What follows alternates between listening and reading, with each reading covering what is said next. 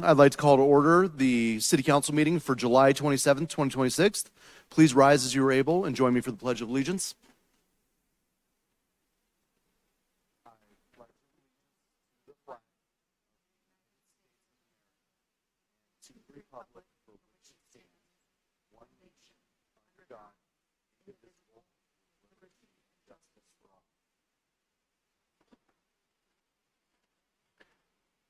Thank you. Will the clerk please call the roll of the members? Rachel Hulteen. Present. Dan Larson. Present. Kathleen Martell. Here. Scott Ohm. Here. Mike Okada. Here. Patrick Quinn. Present, Madam Thank you. Clerk. Jenny Snell. Present. Susan Wood. Here. Mr. Mayor, you have a quorum. Thank you. Councilors, in your packet, we have City Council meeting minutes from July 13th, 2026, and special study session notes from July 13th, 2026. I know that Councilor Martell, I'll recognize you. Go ahead. Thank you, Mayor. I previously today requested updates to the minutes of the July 13th City Council meeting, item number 5, the funding of the equity audit. My request was to provide a more complete recap of that discussion. The item did pass on July 13th with a 5-3 vote after a very thorough discussion amongst City Council, and I believe the initial minutes did not capture all of the pertinent points, both for and against the issue.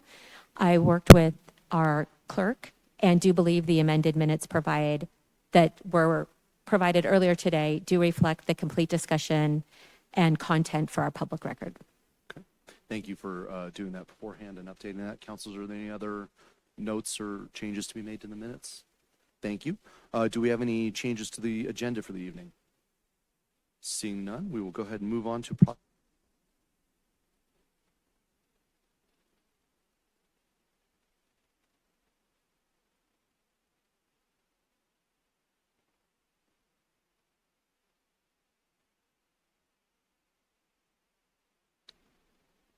I can have the Breton family join me up here.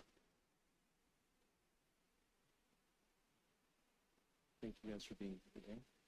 Go ahead and just join me. Last month, I had the honor of selecting Dominic Breton as the very first recipient of the Mayor's Community Champion Award.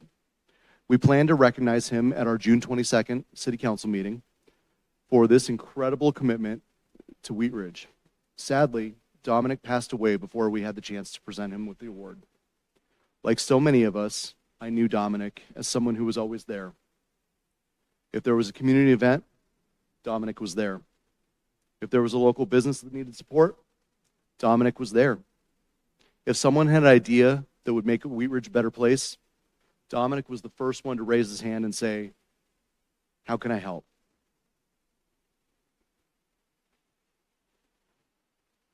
Dominic believed in this community with his whole heart. Through his leadership with the Wheat Ridge Chamber, the Kiwanis, and countless other organizations, he brought people together, built relationships, and reminded all of us that the strength of the city comes from neighbors who care about one another. There are people who leave a mark on a community, and there are people who become part of the story. Dominic was one of those people. His kindness, generosity, and his genuine love of Wheat Ridge touched so many lives. On behalf of the Wheat Ridge City Council, our staff, and our entire community, I want to extend our deepest condolences to Dominic's family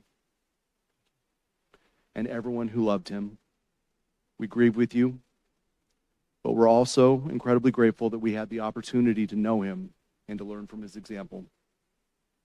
Tonight it is my privilege to present the Mayor's Community Champion Award to Dominic's family in recognition of his life dedicated to serving others.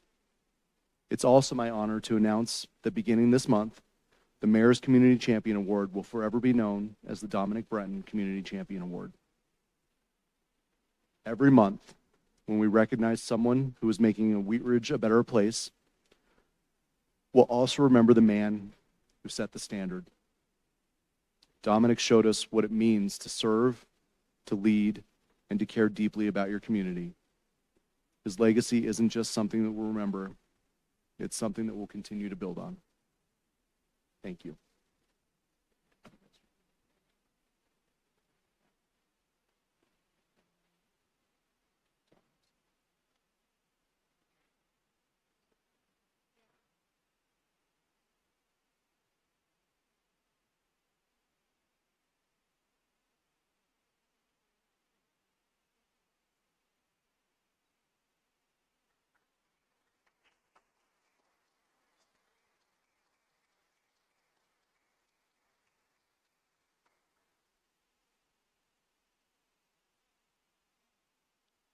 And now we'll go from celebrating Dominic to Dominic's absolute favorite thing. If I could have Kirsten Litz and Bruce Simmons join me up here.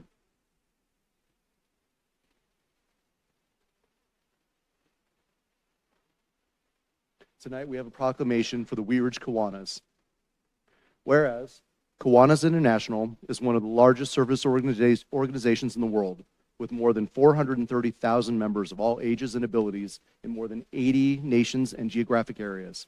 And whereas the members of the Kiwanis Club of Wheat Ridge are devoted to improving the world one child and one community at a time by seeking to give primacy to the human and spiritual rather than the material values of life. Whereas, in addition to improving the lives of children in Wheat Ridge and in the communities around the world, Kiwanis Club members promote the development of community leaders, positive role models, intercultural understanding and cooperation, and opportunities for fellowship, personal growth, professional development, and community services. And whereas the first Kiwanis Club started its service in Detroit, Michigan in 1915, and the Kiwanis Club of Lakeside was formed on May 29th, 1958, and was later renamed the Kiwanis Club of Wheat Ridge. And whereas the service provided by the Kiwanis Club of Wheat Ridge will continue to have a positive impact on our community and citizenship. And therefore, I, Corey Stites, Mayor of Wheat Ridge, and the Wheat Ridge City Council, hereby call upon all residents of Wheat Ridge to render support to the members of this organization and make themselves aware of Kiwanis International, whose members this day are providing meaningful service to our homes, schools, and community. A witness thereof on this 27th day of July, 2026.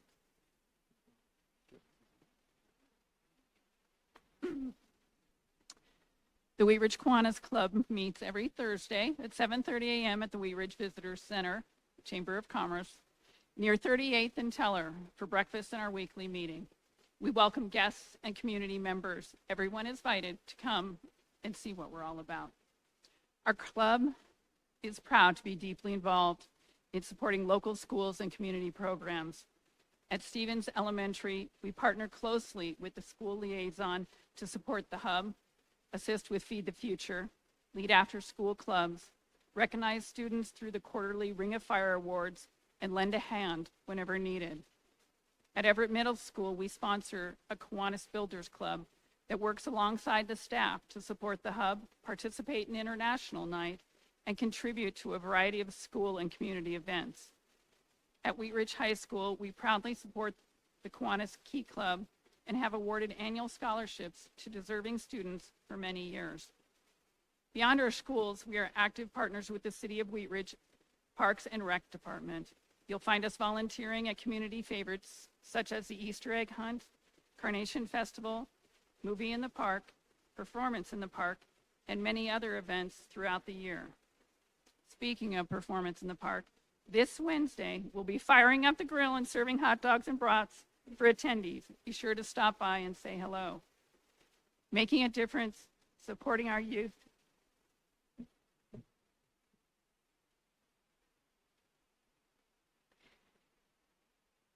and strengthening our community is what Kiwanis is all about.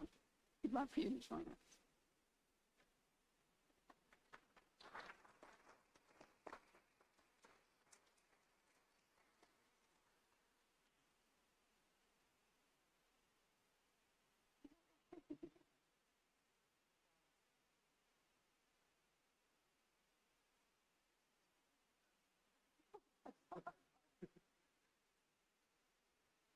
Thank you all for being here this evening.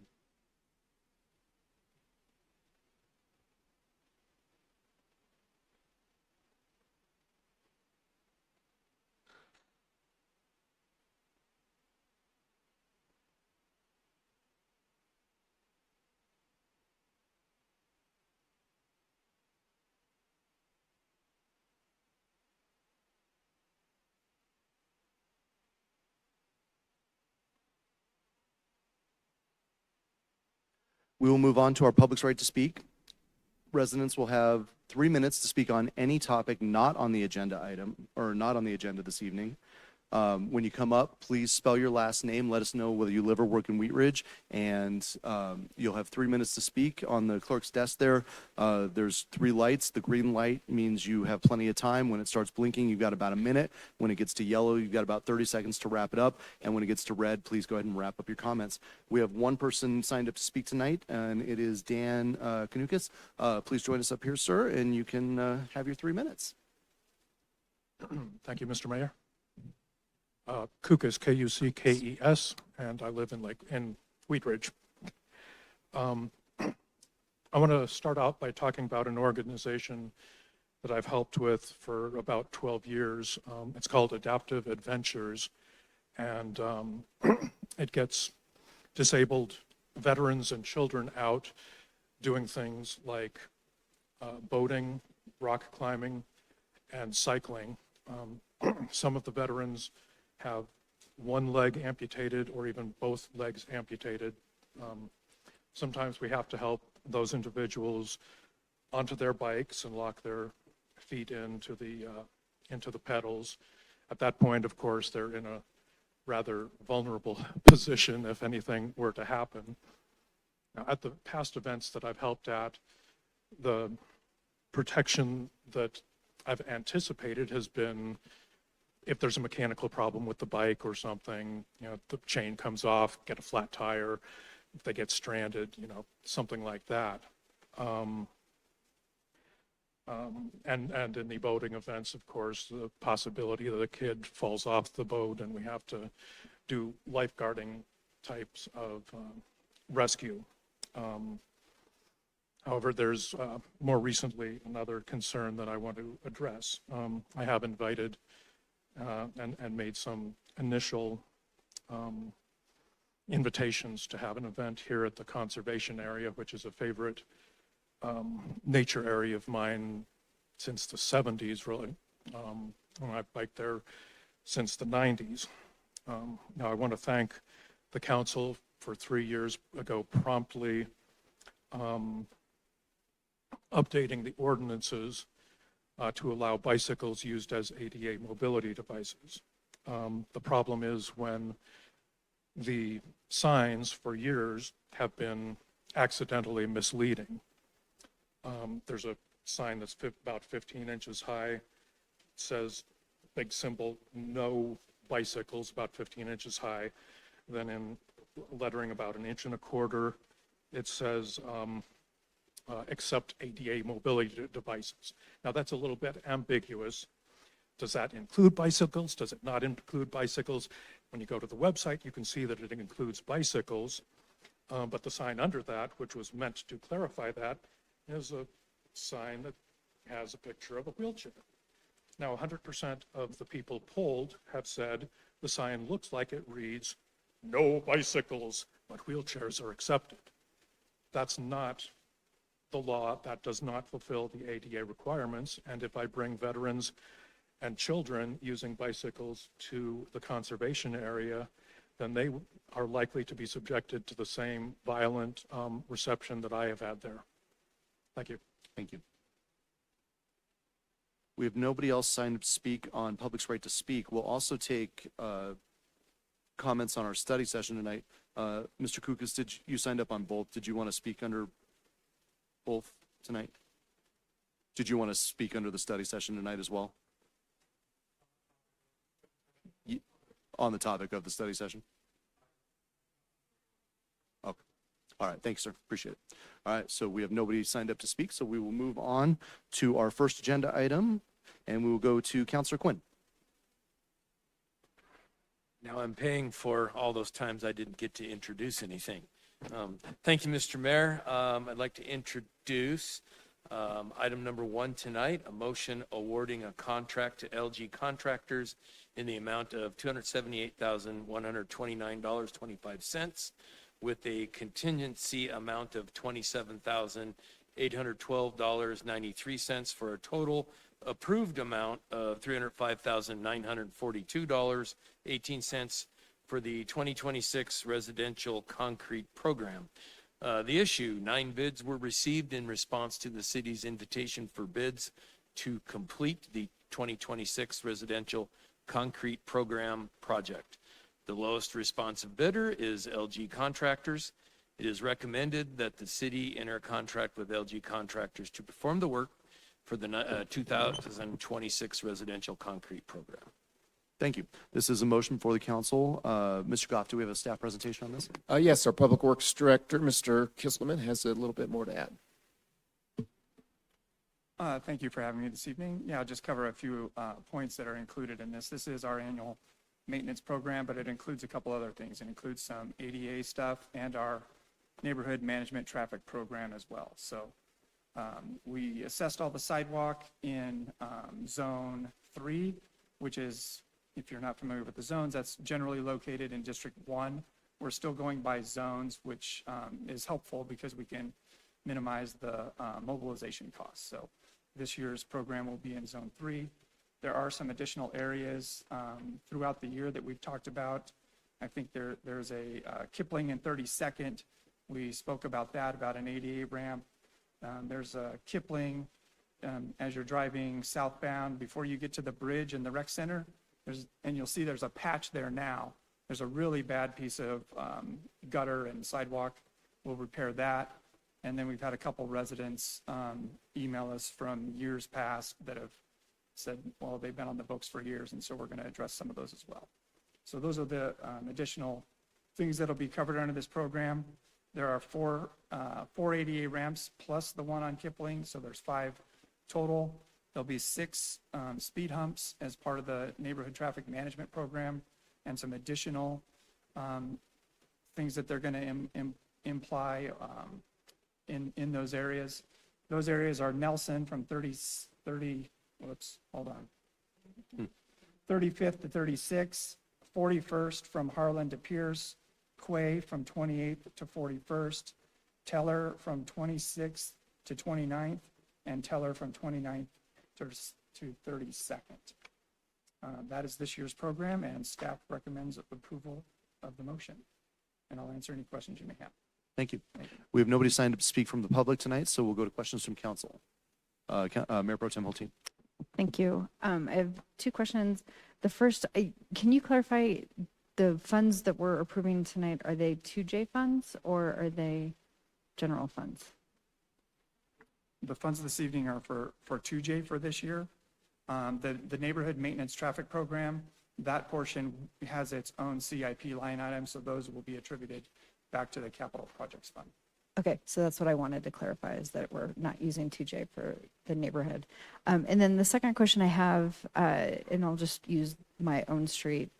You know, a lot of the speed humps and speed bumps that have been put in over time are not in great shape. The ones that are on my street, which is Allison from 44th to 47th, 48th, like the arrows have all faded away. And so like, as you are doing this type of maintenance, are you looking at old traffic calming investments to see if they need to be updated or refreshed in any way? I think part of the program this year is that the engineering division did look at some of those things, so they are going to put leading stripes on some of the newer speed humps that don't have that, and then they're going to check how that impacts the traffic calming in those neighborhoods. Public Works doesn't specifically do the traffic calming program. That is held under community development, but we can certainly pass that information along to our traffic team and see what they're looking at. But I know that they do the program, and then it usually takes 1 or 2 years before they get it into the budget. Okay. And then as we go through, even with our mill and overlay, if you know, there's a speed hump on there, and I think we actually have 1 or 2 in this year's program, we're replacing those, and we're replacing those to the new standard. Okay. All right. Yeah, because the one on my street, like, you can't see the arrows. You can't always tell that there's a speed hump there. So what I'm hearing from you is once they're installed, they get programmed into Public Works for maintenance after a couple of years and are monitored and evaluated that way. Yeah, and we do some internal striping. We do, you know, like crosswalks and turn arrows. But I can talk to the team and see what we can do about additional striping at some of those speed humps. In next year's proposed budget, we will have striping throughout the city, and so we can certainly add striping into a contracted service at that time as well. Okay, great, thank you. Thank you. Counselor Quinn. Thank you, Mr. Mayor. Staff, I don't know who would answer this particular question, but is the lowest bid the automatic winner? No, it's the lowest responsive bidder. And so we checked the numbers and compared past and just ensure that those are, complete. And then we reach out and check references as well. Thanks, Director Kisselman. What and how long is the warranty on the workmanship work or materials on something like this? We're redoing our standards and specifications, which there's currently not a unified standards and specifications. I mean, we're looking for a 2-year warranty on this work. And that would be under our right-of-way permit. Awesome, thank you. One last one. Are there inspections done by the city on the work during and afterwards? There certainly are. Thank you. Thank you. Counselor Larson. Thank you, Mayor and Director Kisselman. On the list of the sidewalk areas that we're going to look at this year, I didn't catch, were you able to include the frontage road from Garrison to Independence, that little stretch there? That portion is under a different contract. That's our sidewalk gap program. And so this is our maintenance program. This just addresses trip hazards, cracked stones, and just replacing in kind. We're not redoing, like if the sidewalk is 3 feet, we're not making it 5 feet. We're just, if the stone, if there's a deformation or high, forgot the word, but if it's a tripping hazard, that's what this program addresses. Thank you. Thank you. Any other questions from council? All right, seeing none, I will ask Counselor Quinn for a motion. Thank you, Mr. Mayor. I move to award a contract to LG Contractors for the amount of $278,129.25 with a contingency amount of $27,812.93 for the total approved amount of $305,942.18 for the 2026 residential concrete program. I have a second by Counselor Ohm. Do we have discussion on the motion? Yes. Counselor Quinn. Thank you, Mr. Mayor.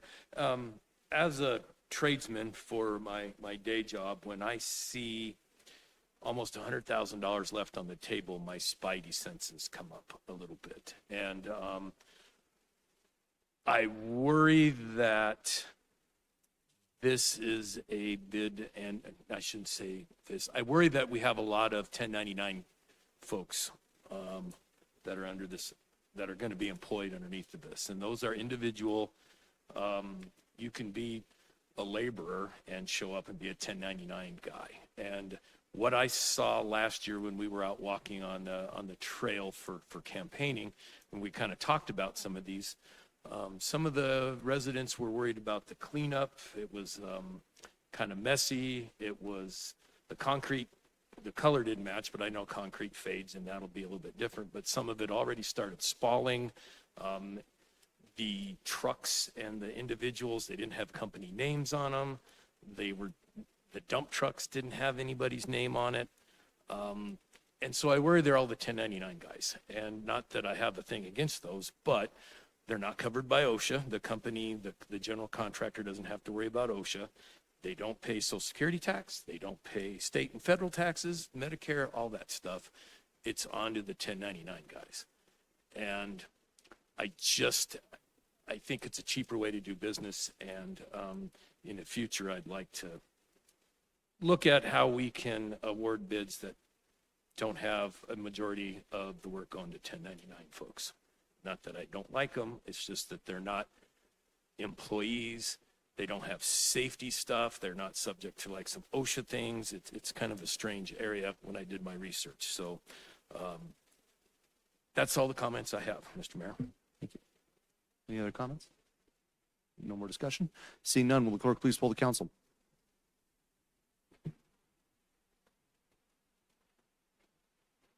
8 ayes, no nays, motion carries. Thank you. We'll move on to our next agenda item, and I will recognize Mayor Pro Tem Holteen.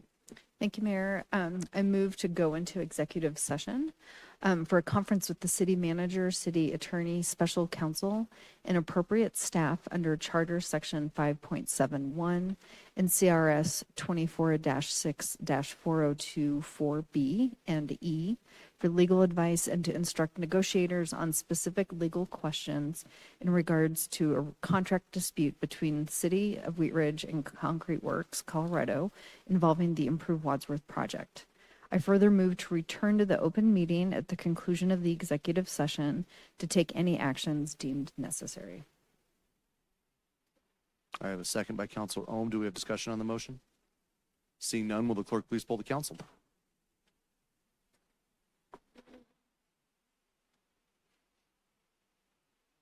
Thank you. 8 ayes, no nays, motion carries. Thank you. We will be back.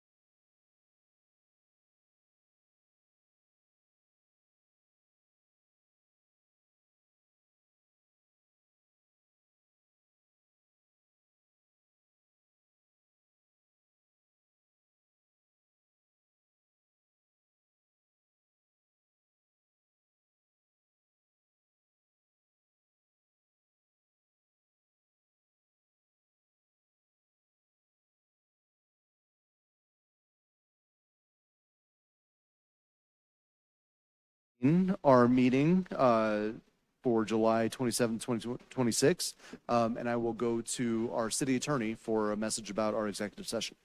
Thank you, Mr. Mayor. I appreciate the council's time during the executive session. It was helpful. I do not need any action from the council at this time. Any action that I would need in the future we'll bring back to the council for its consideration, but no further tonight. So based on that, it's, in my opinion, you may now adjourn the regular meeting and proceed on to your study session. Thank you, Mr. Dahl. And that's exactly what we'll do. We will go ahead and adjourn our council meeting for July 27, 2026, and we will open our study session for July 27, 2026. We have a couple of agenda items tonight. First one is our round 2 of 2026 polling results, and our second is the Wilmore Davis draft purchase agreement. We will go directly to our first agenda item. Mr. Goff, do you have a staff presentation for this? I do. Give me 1 second to get my computer back in. Okay, great. Thank you, Mayor. Yes, moving on to a couple other items this evening. Tonight's discussion represents the culmination of nearly 2 years of work. During that time, we've completed city plan, updated our facilities master plan, identified our long-term infrastructure needs, conducted extensive community engagement, held our capital planning workshop this last spring, and now completed a second statistically valid community survey. Together, those efforts have provided us with a clear understanding of both our needs and our residents' priorities. Tonight is not about deciding whether these projects are important. I think we all believe that there is broad agreement that they are. The question before us tonight is whether we should give the Wheat Ridge voters the opportunity to decide how they want to fund those priorities. One thing has become increasingly clear: our general funds simply cannot absorb these investments while maintaining the level of services our residents expect. We have aging streets, sidewalks, public facilities, our Anderson Pool, City Hall and police facilities, and important community properties that may only be available once. Waiting does not make these projects less expensive. It makes them significantly more expensive, and doing nothing is not a free option. Ultimately, tonight is not about whether each of us personally supports every project. It is about whether we believe the community should have that opportunity to decide. The polling suggests there is a credible path to success. The projects are consistent with years of community planning. The financial need is real. And without a dedicated funding source, many of these investments will continue to be delayed while costs continue to increase. So rather than guessing what residents might support, we hired Magellan Strategies to conduct a second statistically valid survey of Wheat Ridge voters. More than 670 likely voters participated in this round. The results were encouraging. So to hear more about that, I would like to turn it over to Ryan. You all know Ryan Winger from Magellan Strategies. He will present the results of the second survey. Ryan. Thank you. Yeah, and good to be with you all again this evening. Let's jump right into it because I know that this is really, as was mentioned, just kind of the continuation of a conversation that began a few years ago, and we conducted a previous survey earlier this year, and so this second survey really kind of feeds off of that. You see there an example of the text message that went out to registered voters, and as was mentioned, we completed 672 interviews between the period from the 13th to the 21st. As we mentioned last time, these are weighted to represent what we anticipate turnout to look like this November.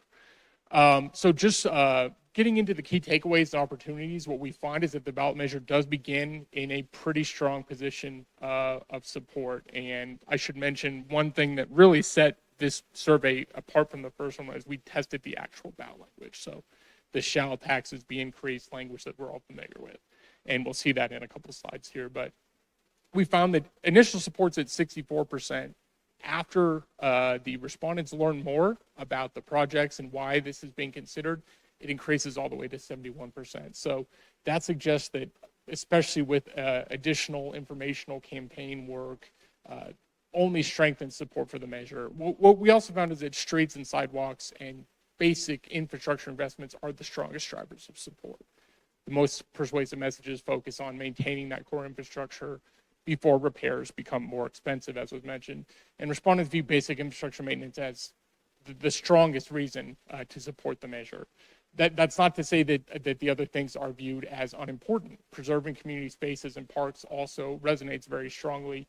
And support is also driven by a simple belief that a sales tax spreads the cost broadly compared to a property tax. So a lot of folks are looking at it, you know, if we're going to do these important things, they do prefer a sales tax over a property tax, and that contributes to support as well. Among the folks that are opponents or who are going to vote no, at least at this point, as I completed the survey, the dominant concerns are simply cost of living. They don't want additional taxes. Some have a distrust of the city's financial management or just objections to bundling multiple projects together, which is fairly typical when we do a survey like this. But here it's not a critical mass anywhere near a majority of voters who had that viewpoint. But those that did, especially called out the new city hall and police facilities in the same measure as the other investments. That's something that turned them off. Again, that's just among the no voters. So in this survey, again, we had done a lot of groundwork in the first survey. This one, we really wanted to jump right in. Following's about language for potential 1% sales tax increase. And there you see the language, shall City of Wheat Ridge taxes be increased up to 11 million. And then the bullet points. Like those are the things that really folks' eyes are going to be drawn to. It's the first, what's the dollar amount and what's it going to be going towards? And again, we see 64% would vote yes, 30% would vote no, 6% have no opinion or are undecided at this point. That's a pretty strong measure of support. You see definitely yes and probably yes are both higher than the no categories. So again, over a quarter say definitely yes. We're starting in a pretty strong place of support. Moving on to the additional information, right? The things that we want folks to know if they didn't already know. And here's just those kind of ranked in order of what was most likely to move their opinions. Again, it comes down to that the top messages center around sidewalks and just the fact that the city doesn't have a dedicated funding source for maintaining streets, sidewalks, public buildings, and other infrastructure. Like, those things are viewed as very important by the respondents. And so learning those two things, nearly 3 out of 4 are more likely to approve. Going on down the list, again, the argument that investing in public facilities, parks, streets, et cetera, infrastructure helps protect property values and supports long-term quality of life. That resonates as well. The keeping of Kohler Strand and Wilmore Davis Elementary Schools in Wheat Ridge, dedicated funding from the sales tax explaining to them that can be used to purchase the parks and athletic fields surrounding the schools for continued public use. That resonates. We see throughout the survey that the idea that continued public use compared to some other use that wouldn't be publicly available is something that really moves folks. We're still in the territory of 2 out of 3 when they hear these things are more likely to approve cities, parks, and public works maintenance facilities. Obviously, this is something that a lot of folks aren't as familiar with, although as the year has gone on, I'm sure there's a better chance that they've heard about these things, but consolidating the maintenance facility and the benefits of that.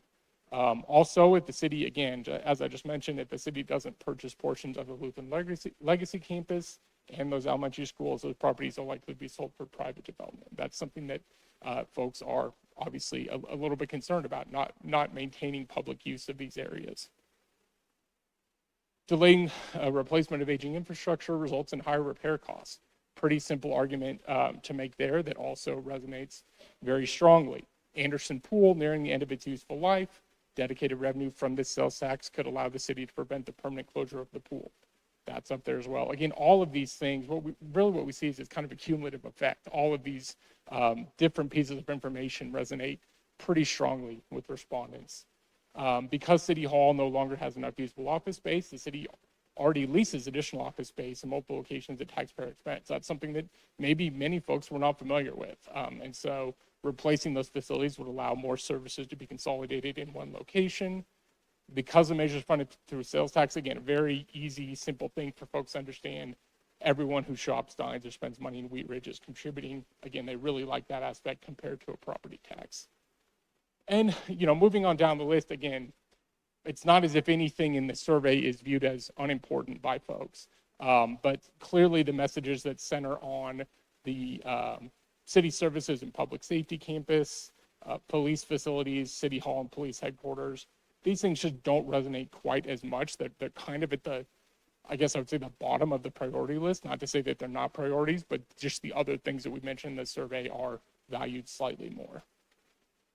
But again, we asked them to evaluate the ballot language again. And as I said, there's kind of a cumulative effect to where support jumps all the way up to 71%, with just under a quarter, 23%, voting no. Again, only 6% having no opinion. So clear, strong movement of 7 points towards support once they learn, again, all of that information that they would be likely to learn and hear about were this to be placed on the ballot. Why would they vote yes? We wanted to hear open-ended responses from folks. And again, they just want to invest in infrastructure. They want to protect and expand parks, pools, open space, these gathering places. They want improved quality of life. They want to invest in the city's future. And again, there is that support for a sales tax rather than a property tax. And again, as a reminder, among the no voters, it's cost of living in opposition to any tax increase. That's the number one driver.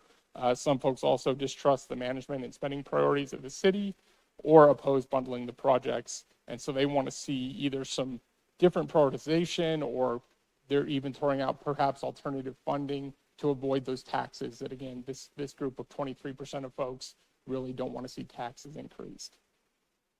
So we did ask them, and I'm glad we did. This is a worthwhile question to follow up. Again, it's only among that 23%.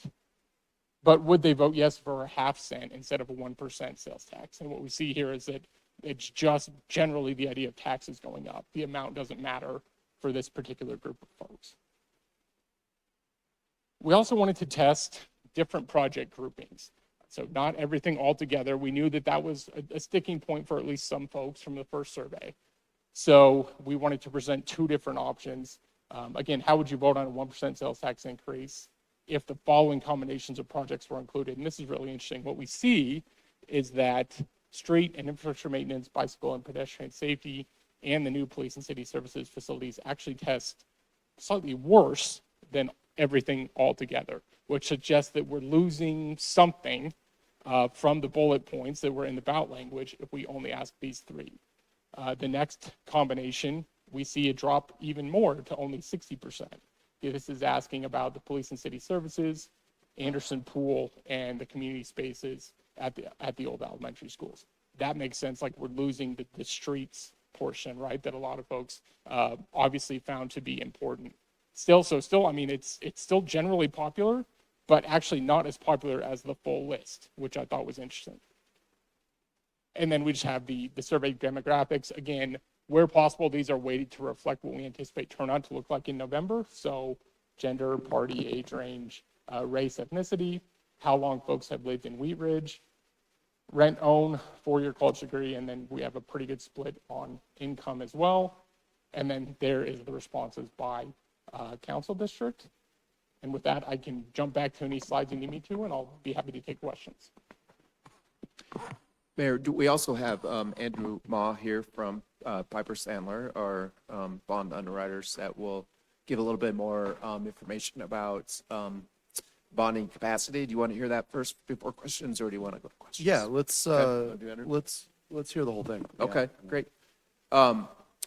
So as you remember from our spring workshop, to complete all 6 priority projects, we estimated that we need somewhere between 190 to 240 million in one-time funding, and that would be for the Anderson Pool, Civic Center, school acquisitions, and the parks and public works facilities, and about 7 million annually for bike ped network and proactive infrastructure maintenance. So as I mentioned, Andrew Ma, Assistant Vice President of Piper Sandler. You may remember Andrew as well. He helped us on our current bond. He's here this evening. I've asked him to summarize what the debt capacity would be on different levels of sales tax, a half cent, 3/4, or a full penny. And then also discuss, there's different financing options that we have that provide different levels of project funding that are available to us, and then other mechanisms of timing of how we do the bonds. So we can ask voters potentially for a tax increase and they can approve it, but there's only so much money that will raise, and that's dependent on the market the way it is today. It's not quite as good as it was when we issued our 2J bonds, so there's a little bit of a restriction. But I won't pull up Andrew's presentation.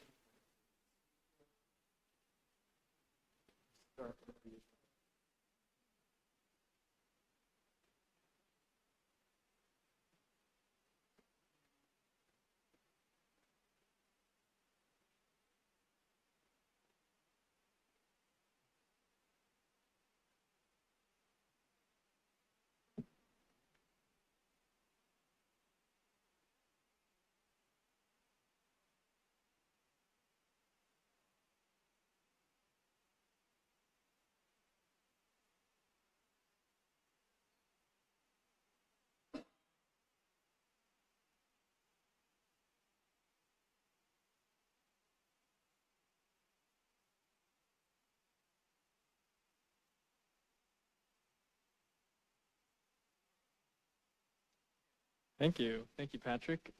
Thank you, everyone, for having me tonight. It's great to be back in front of everyone.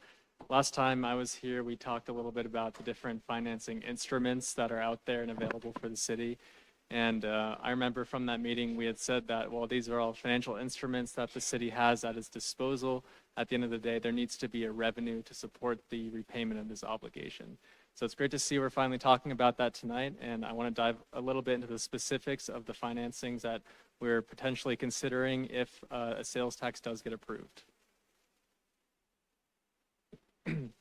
So last time I was here, we talked a little bit about COPs, sales tax revenue bonds, and general obligation bonds. Tonight, we're specifically going to focus on COPs, or certificates of participation. These are the most common form of financing for Colorado municipalities. It is a form of lease financing, and it can be utilized to borrow. In the city's case, we project up to $151 million based on a 1% sales and use tax rate. So here we break down the different amounts of borrowing capacity that the city has based on a 1%, 0.75%, and 0.5% sales and use tax rate. This table at the very bottom highlights the different financing statistics and borrowing capacity under those different scenarios. So this row highlighted in yellow here, borrowing capacity, indicates the amount that the city could borrow based on these different sales and use tax rates and based on today's market conditions. So as I mentioned, a 1% sales and use tax based on today's interest rates, the city would be able to borrow $151 million of COPs. At a lower 0.75% rate, that goes down to $113 million. And then at the contemplated 0.5% tax rate, it goes down to $75 million, about half of the 1% tax rate. And then we've highlighted for you here several other statistics: total debt service, that's the total repayment cost, so including interest; average annual debt service; true interest cost, or is essentially the borrowing rate of the financing, 4.81% based on today's current rates; and then the final maturity of the financing. So this assumes that we pass the, let's say, 1% sales and use tax rate this November. We enter the market in 2027 and issue one financing of COPs. You could get up to $151 million based on assuming today's interest rates. Patrick and I have discussed looking at different ways to approach this, knowing that your capital needs could exceed that 151. For example, phased issuances is an option. And when I say phased issuances, I mean, we issue $151 million in 2027, but as we all know, the city's sales and use tax revenues are growing every year. So let's say in 5 years, you're showing, instead of 11.3, 12.3 million of revenue. That's an extra $1 million of annual revenue that we can borrow against. So say we issue $151 million in 2027. Once the city's revenues increase to a point where another financing can be executed, then we issue more COPs to fund more of the city's capital plans. That's a very common strategy in debt management and debt issuance that municipalities use to fund projects as those capital needs come up. The last thing I want to mention is that something we discussed last time is that COPs do not require voter authorization, but they do require physical collateral to secure the financing. And this is a key feature of lease financings. And when I say collateral, I mean some physical asset of near equivalent value to the COPs that are being issued. So if we issued 151 million of COPs, the city would need to put up 151 million of physical collateral. In this case, let's say you're using the COP proceeds to fund the new Civic Center. You could use the Civic Center as the collateral for the financing, even though it's not constructed yet. That's a very, very common strategy used to secure lease financings. Any questions on the COPs before we move on to sales tax bonds? Yes. Thank you, Mayor. I think you said at the beginning of your presentation that these are commonly used. How common are they? I would say Can you tell me? multiple of these types of financings are done every single year, especially ones that are backed by a sales tax that has been elected. So for example, we are currently working on a transaction for the city of Fort Morgan. Up in Morgan County, they did a sales tax increase last year. I believe it was 1% or 1.25%, and they're issuing COPs right now. We just kicked off the financing process. They're issuing COPs to fund a new indoor aquatics facility. There was a very similar financing to that, sales tax backed COP financed in Timnath that was just completed, and it's being looked at in Berthoud as well.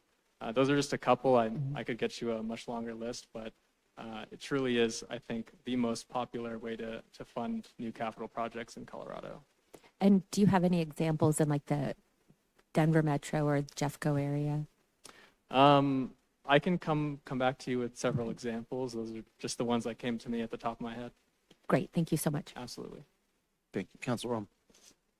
Thank you, Mayor. Could you tell me a little bit about the assumed annual revenue? Is there just a number that you go with, or is it something specific to Wheat Ridge? Yeah, so this is actually one of the assumptions that Patrick gave us regarding how much sales and use tax revenue to assume would be available to secure the financing. So I think he was estimating at a 1% rate that would generate 11.3 million of annual revenue to start with, obviously understanding that that figure is likely to grow year over year.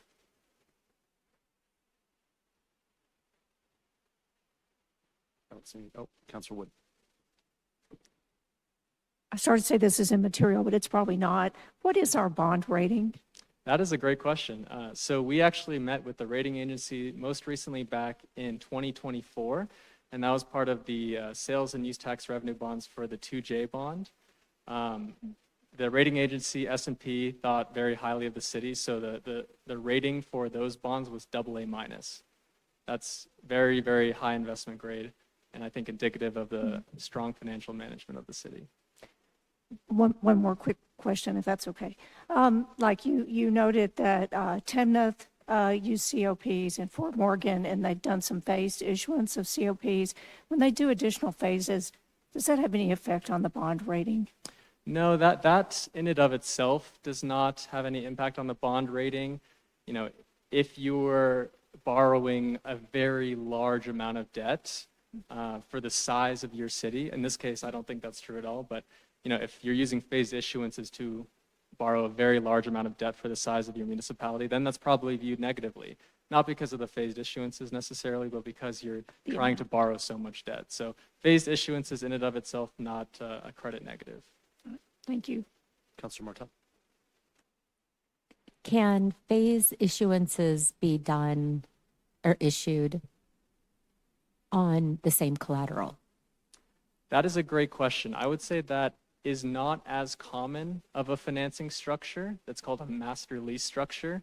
It is something that has been done numerous times in Colorado for as long as COPs have been around.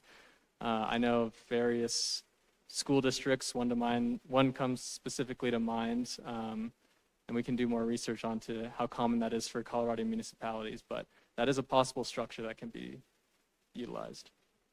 But is it more common that if we were to take on COPs and did a phase issuance, we'd have to select different collateral for each? That is the more common approach. Correct. I don't see any more questions, so go ahead. Thank you very much. So moving on to our discussion from COPs, we're now going to move on to sales tax revenue bonds.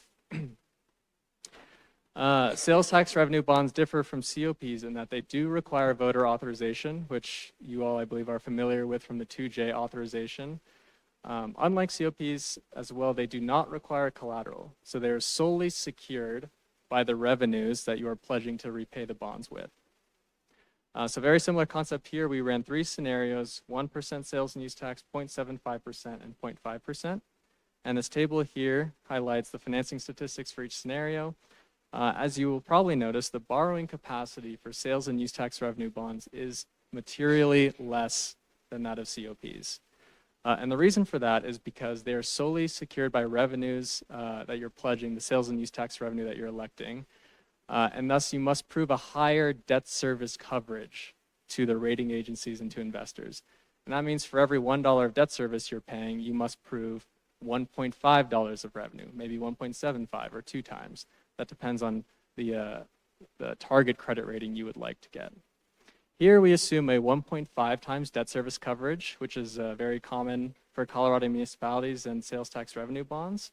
And that nets us a borrowing capacity of $121 million under the 1% sales and use tax scenario, $91 million for the 0.75%, and $61 million for the 0.5% based on current market conditions. What you may also notice is that the true interest cost on this table, or the borrowing rate, is also lower. So the COPs were at 4.81%, and this is slightly less at 4.74%. Investors view sales tax revenue bonds slightly more favorably than they do COPs in the market. But at the end of the day, what is more material to the capacity, the borrowing capacity of the city, is going to be that coverage ratio rather than the interest rate of the financing. Any questions on the sales tax revenue bonds?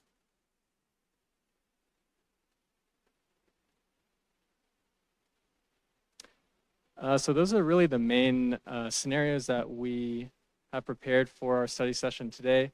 As I mentioned, Patrick and I are working through some alternative structures to see if there's additional capacity that can be generated by doing a phased structure, playing around with, how much revenue growth we would assume year to year, time intervals between phased issuances to see how much potential borrowing the city could incur for its capital projects.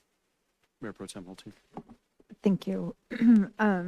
So I know a couple things about the numbers we're looking at tonight is that it's been mentioned that the bond market has not been moving in our favor. So, in the numbers, these are different than the numbers we saw in our workshop in the spring. Mm-hmm. So no one can predict the future, but are there any guesstimates as to what direction the bond market might be going? Because I know, with 2J, we did 2 phases. We have not done the second round of the bond issuance. And so how is that a factor when we're looking at this in terms of playing that market a little bit? Yeah, that's a great question. And what I often suggest and recommend is that, we need to plan for the worst case scenario, or a worse case scenario than we're looking at today. Because as you said, we don't know what's going to happen with the market, especially from now to, let's say, early 2027, the earliest to which a COP or sales tax revenue bond financing would probably be entered into.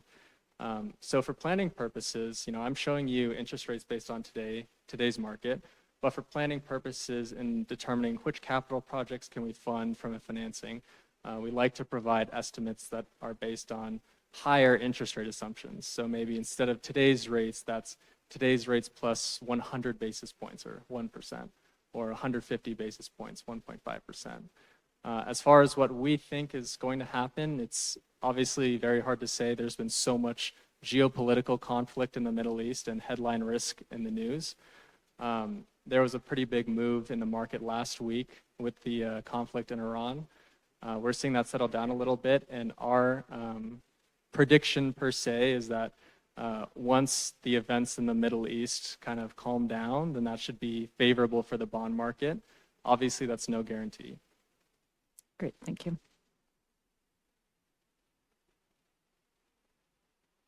Go ahead.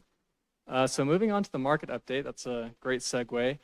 This is a graph showing interest rates for MMD, which is the tax-exempt interest rate benchmark, that's the orange line, against treasuries, U.S. treasuries, that's the blue line there. U.S. treasuries are a taxable rate. MMD is a tax-exempt rate, which is what you all would borrow at. And you can see here the shift in interest rates that has occurred over the past 12 or so years, notable dip during COVID, and where we are today, which is well above 10-year averages.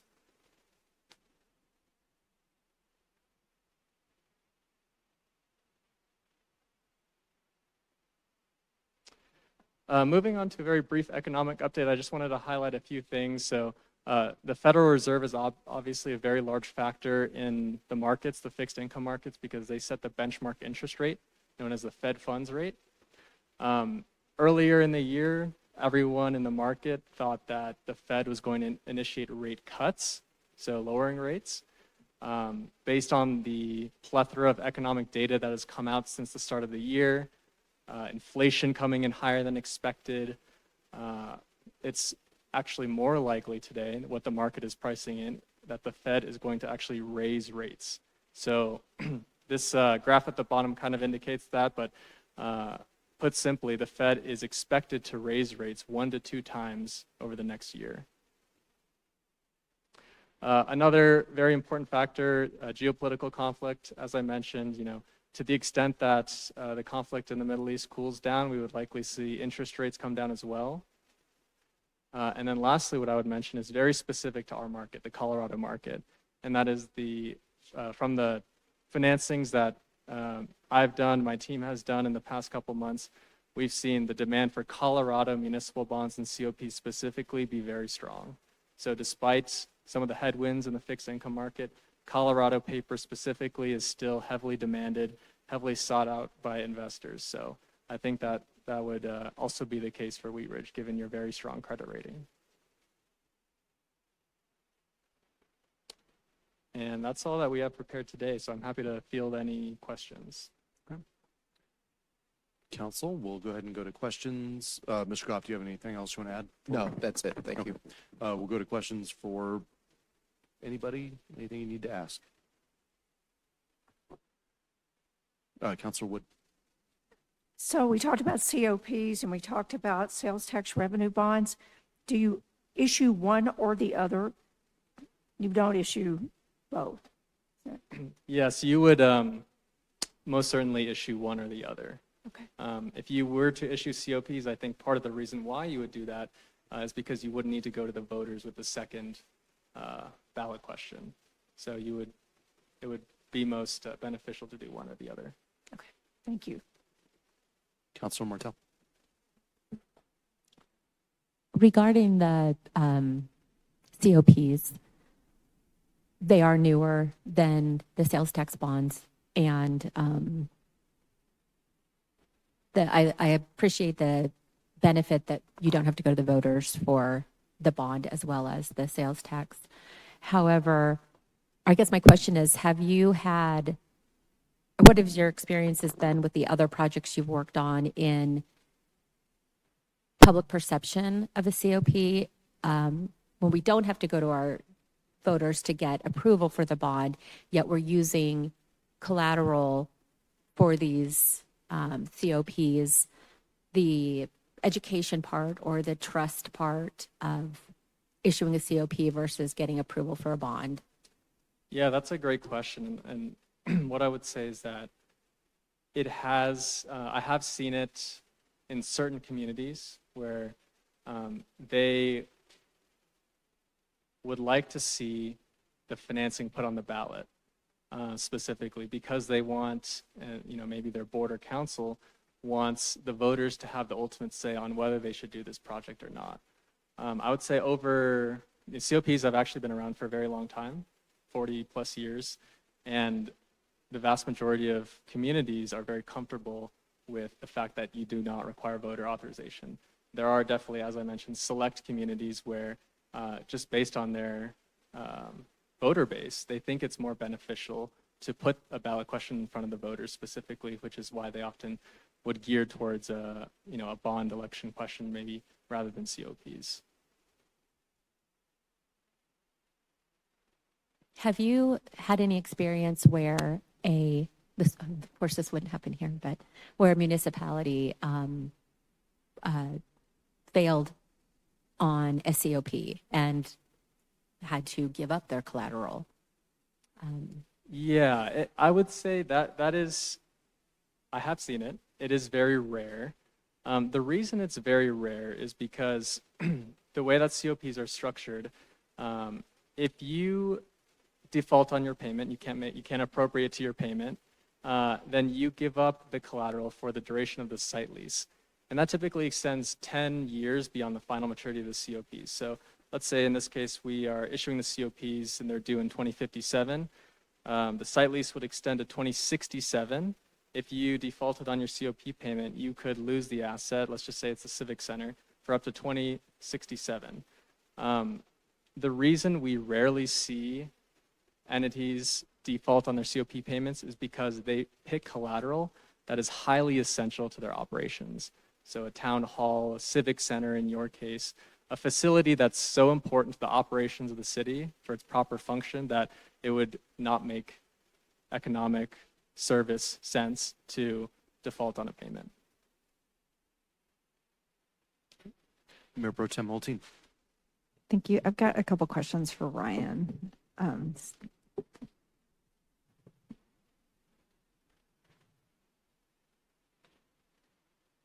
Yeah, of course. All right, back to the polling. So one of this polling was really helpful, and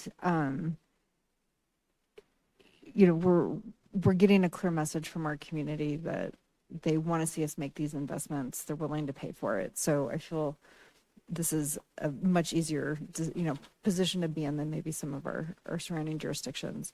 But one of the things that, we can't get out of this poll is how is support impacted when this ballot initiative is also next to another sales tax question? And so I'm wondering, in your experience, if you can give some indication on how support is impacted when this is competing with an equivalent sales tax ask of another district or agency. Sure. Yeah, I mean, it certainly doesn't help, right, to have two different increases on the same ballot of the same nature. It's more difficult to, or it matters less, I should say, when it's sales versus property tax. Usually folks are, even though just cumulative tax increases for some folks is really a concern. But you're right to point out that when it's two asks and they're both sales tax, it just kind of gets the wheels turning for voters a little bit. Like, okay, so how is, when you combine these two together, what's that going to look like? Do I prefer one of these things much more than I prefer the other? Do I value one more than the other? Can I vote for both? So certainly it doesn't help. But what's encouraging, I would say, about this polling is that there's probably enough of a cushion that you can afford to lose some support from folks that say, yeah, I'm only going to vote for, are you, do you have in mind Arvada Fire? Is that the, I'm assuming that's what you had in mind? Both Arvada and West Metro. So the entire city it's two slightly different tax rates, but Right. they're both equivalently to what we're looking at. Gotcha. Okay. Yeah. So, obviously there's going to be some number of folks that say, hey, I don't want to vote yes on both of these. And I do value my fire protection. So right now I'm going to choose that. Just psychologically, I mean, just trying to put yourself in the shoes of the average voter. They're going to see your question before they see special district questions. Like that's not nothing. That matters at least a little bit as they're going through the ballot. Special district questions are at the back of the ballot. Municipal questions are before those. So that's just something to consider as you're considering all the different factors that are at play in terms of how someone chooses how to vote. But yeah, it doesn't help, but it doesn't spell, doom for one or both asks either. So it's really kind of hard to say. Okay. I wish we could simulate the whole ballot, right? But it's not really Right. possible. So Right.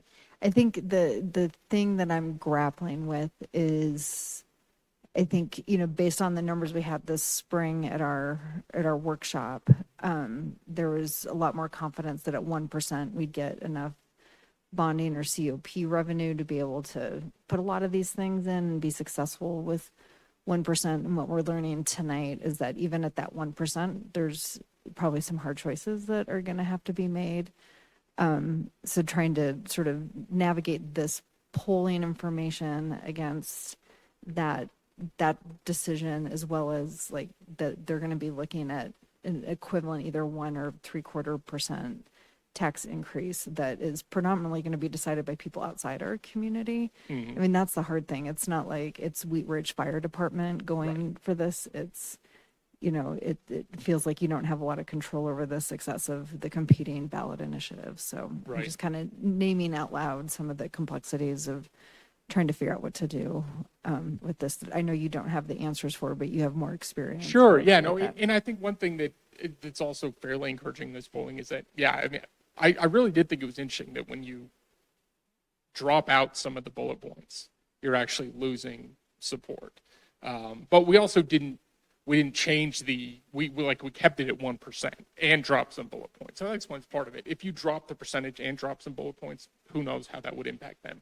But what we found is that, yes, it dropped, but it didn't fall off a cliff. Like, there's nothing among those bullet points that's really like, if you don't have this in there, it will not pass. And so that does give you at least some flexibility to say, okay, among these 5 bullet points that we had in there, obviously, perfect world, we would include all 5 of them.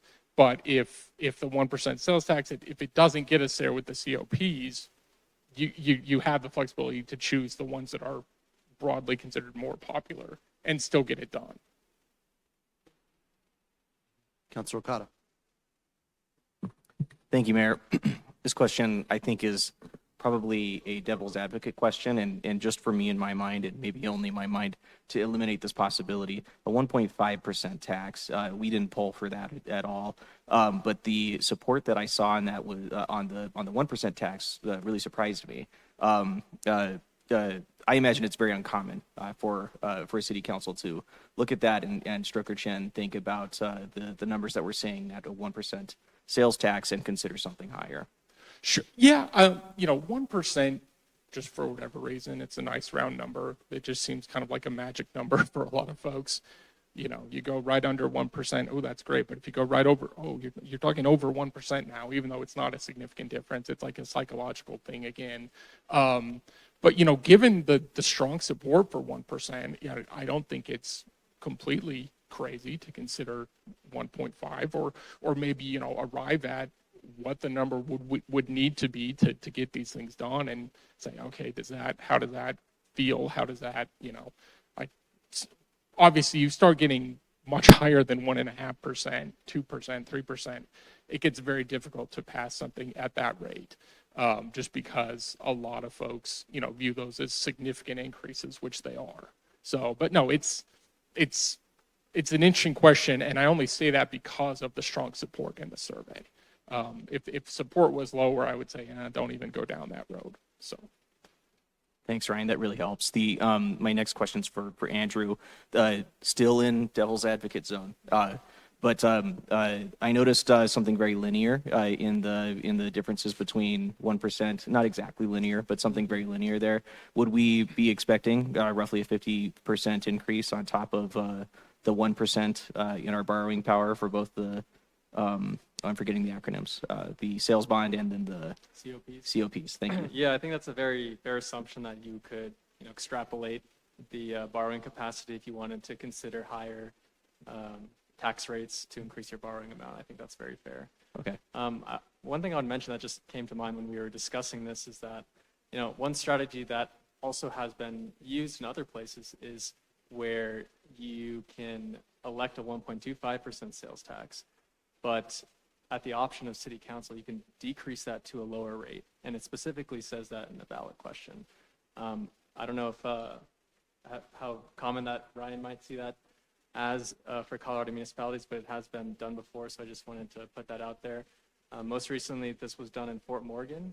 They have I think it was a 1.25% sales tax. And upon maturity of the COPs that they're issuing against those sales tax revenues, they built in a little option to decrease the sales tax rate by 0.25%. To clarify, that's an option that the city council would choose at that time. Correct. I got it. Correct. Thank you. Correct. So potentially a strategy to make it more marketable. Just wanted to throw it out there. Thank you, Andrew. Yeah. Councilor Snow. This might be for staff. probably, but I was just looking at we are having an ordinance for the ballot language on August 10th. So, or would we see like a draft or a sample, I'm assuming, before that time? Yeah, to meet the deadlines that are required, and we'd have to do by ordinance. We do have first and second readings on August 24th. The language is due to the county 1st of September. We do have one more study session, August 3rd or 4th, where we could come back. This got a little bit more complicated because of the bond capacity was not as high as we hoped. So we were hoping it would have been an easier discussion tonight, but we may have to come back next Monday as well and finalize it. So yes, you would see it before it goes on. Got it. Thank you. Mayor Pro Tem Moulton. Yeah, thank you, Councilmember Snell. That was actually going to be a proposal that I was going to put to council for consideration is, I think we got really important last minute information. I read the polling and had, I thought, a lot of clarity on a path forward for how we could work with this, and learning late in the day today that our bonding capacity is definitely significantly different than what we were considering this spring. I think continuing the conversation next week, because we are going to have to look pretty closely at what we're including in the ballot. I think in all options on deck is a harder lift, not impossible, but so I think for me personally, I know I would appreciate some more time to look at that. It does make for a little bit of a longer study session next Monday, but this is a really important decision. And I feel like the information that we got here tonight is really pertinent to understanding what to do with the polling. So I'm going to first check with Patrick to make sure that works. Yeah, I was going to say that would give Andrew and I some more time to run more scenarios as well. Correct? And that may bump up the capacity a bit so that you have a stronger number to decide which projects you want to include in the ballot. Yeah, and I think it would be really helpful to also get a packet that's reminding us, because some of the numbers have adjusted, like the parks costs with some of our school partners that are coming in. So a little bit more clarity on like comparing the actual costs of the one-time capital investments and ongoing would be helpful for us to take a look at that. So anyway, do I have support from council that we bring this back again next week to dig in some of those details? Meanwhile, we do have our polling expert in the room, so we should definitely take advantage of Ryan if there's more in the poll. Councilor Martel. Thank you, Mayor. I just want to take this moment. I agree with the more time. I'm not sure who I've talked to, but I will not be here next week. But I will be able to review my packet and get information and questions in. I will actually be on a plane during the study session, so I can't remote in, but I'll make sure to get questions to you all beforehand. Thank you. Any other questions or concern? Councilor Wood. Since Ryan is here with us this week, I think that at least it seems the intent is to see how we might be able to do this, keep probably the ballot language as it is today. But based on your polling, maybe I should just look at the numbers, but I wondered if you'd sort of reiterate, are there, among the list of bullet points that are listed in the ballot, are there some that stand out as more popular and some that stand out as considerably less so? I do know there are numbers attached to these two. I just kind of wanted to hear it maybe. Sure. Yeah. I mean, generally, the streets and infrastructure piece is valued slightly more than the new city hall and police facility. That's not to say that anything is a complete, anchor on the prospects of the ballot language. So, but generally, yeah, you can see both from this survey and from the survey earlier this year. It's not like this was. All these things were generated randomly. Like, all these things are important, right?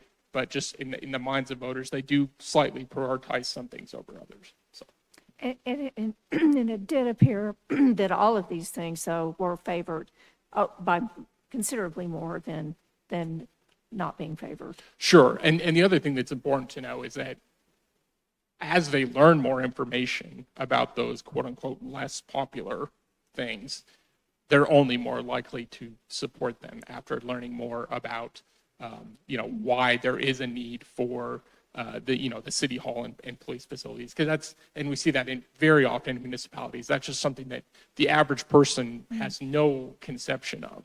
Whereas when you talk about parks and pools and streets, like, oh yeah, I know exactly what you're talking about.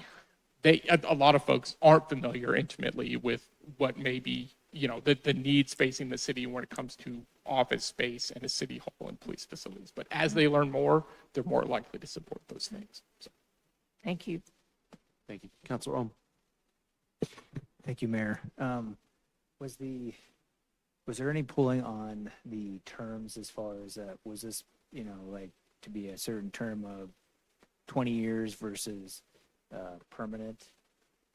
Right, yeah, so we, in this question, we specifically didn't ask a sunset question. Sometimes we will ask that to no voters. We did not ask that in this case. So I don't necessarily have an answer for exactly how that affects support.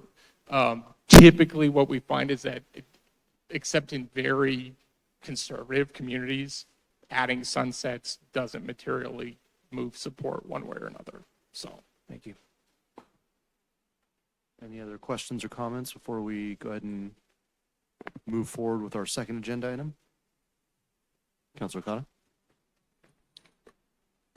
I guess it's coming a little bit out of that space of devil's advocate for me, but I do, besides the ask for us to look into for more time so that we can have more time to prepare. I almost wonder if there would be support for us asking to specifically also look at what a above 1% sales tax would be, even if it is just for the exercise of understanding. This is how far we would need to go in order to do it all. So almost like information in both directions to help us understand like the scale.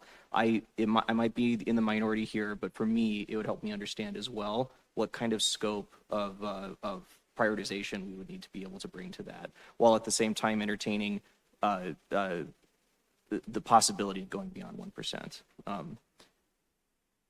Mr. Goff, in your scenarios, can you maybe figure out how much money we need and then Yeah, work we can backwards do and give us a percentage? Would that top be more level. helpful? Yep. It would. Yeah, thank you.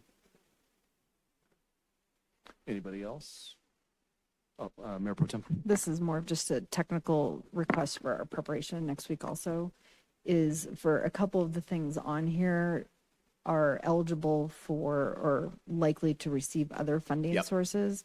So not just getting here's what City Hall costs, but here are some other funding sources that could be going towards that so that we can see where we can exercise some flexibility or Some haircuts. yeah. Yep. Trying to figure out like where can we like squeeze through the line and then where can we have some flexibility on where things can move after the ballot initiative. So that would be helpful as well.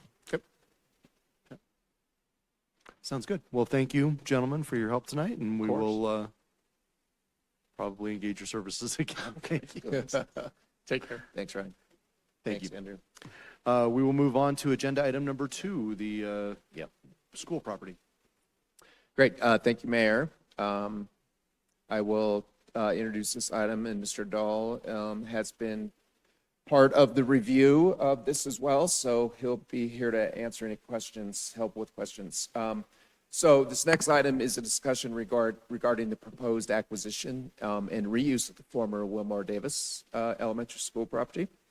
Tonight's discussion is not approval of the purchase. Rather, staff is seeking your feedback on the overall transaction framework and consensus to continue negotiating the purchase and sale agreements with both Jefferson County's Public School and Spectra centers.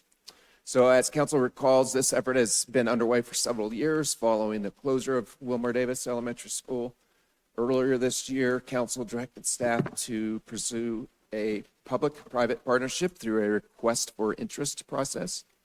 After evaluating 9 proposals, council expressed consensus in June to move forward with Spectra Centers as the city's preferred partner because their proposal preserves the parkland envisioned in city's planning documents and what we've heard from our community, reuses the existing school building, provides a valuable community-serving educational use, does not require a zoning change, and minimizes impacts to the surrounding neighborhood. The proposed transaction is intentionally structured in two consecutive steps. First, the city would purchase the entire 7-acre property from Jeffco Schools through its municipal interest process that they've established. Immediately afterward, the city would retain approximately 2.5 acres for a future neighborhood park and convey approximately 4.5 acres, including the existing school building, to Spectra Centers. This approach allows the city to permanently preserve public parkland while ensuring the school building remains an active community asset. Financially, this is a very favorable opportunity for the city. The city would purchase the entire property for approximately $2.84 million. That is at the bottom of the appraisal value that the school district would accept. And then we would sell the school parcel to Spectra for approximately $2.75 million. So again, we paid $2.84 to the school district. Spectra would pay $2.75 million to us, to the city. After accounting for brokerage commissions and other closing costs, the city's estimated investment to permanently acquire approximately 2.5 acres of future parkland is about $172,000. This acquisition is well within the funding that the city has budgeted in the open space fund. If you remember, we have $2 million set aside for both Wilmore Davis and College Strand. The staff is also talking about additional revenue sources. Staff is also exploring potential Jefferson County open space grant funding. And Karen Donnell is here this evening. She can help answer any questions about that. That may further reduce the cost to the city. So the purchase agreements, the draft agreements before you in your packet establish the framework for the transaction. The agreement with the Jeffco Schools addresses acquisition of the property, due diligence, subdivision of the property, and customary closing requirements. The agreement with Spectra establishes the city's sale of the school parcel and includes important contingencies related to financing, licensing, execution of a development agreement, and a right of first refusal in favor of the city. And I'll give more details about that in a bit. Both agreements do remain in draft form and will continue to be refined through additional negotiations with both parties. There are still several important agreements that will come back to City Council before closing. Those include a development agreement, as I mentioned, that would address any shared parking, access, utilities, maintenance responsibilities, and coordination between the future park and Spectra. Staff is also proposing, as I mentioned, a first right of refusal that would provide the city the opportunity to reacquire the properties should Spectra ever decide to sell it in the future. These provisions help protect the city's long-term public investment. Community engagement, assuming Jeffco Schools approves the city's proposal, staff intends to hold a neighborhood information meeting with Spectra Centers later this summer. Although not required, we believe this is a very important step to provide residents an opportunity to learn more about the project, ask questions, and provide feedback. Once the city acquires the park property, Parks and Rec will conduct separate public engagement when needed to determine any future design or programming of that future park. So for council, the request tonight, staff is seeking council consensus to continue negotiations with Jeffco Schools and Spectra Centers, finalize the purchase and sale agreements, return to council next month with final agreements necessary to authorize this acquisition and the subsequent conveyance of the property to Spectra. So with that, as I said, Mr. Dahl is here to help answer any questions. But based on those terms that I laid out, we are just asking for direction to continue moving forward with those negotiations, and then we'll bring it back for final approval. Thank you. Do we have questions or?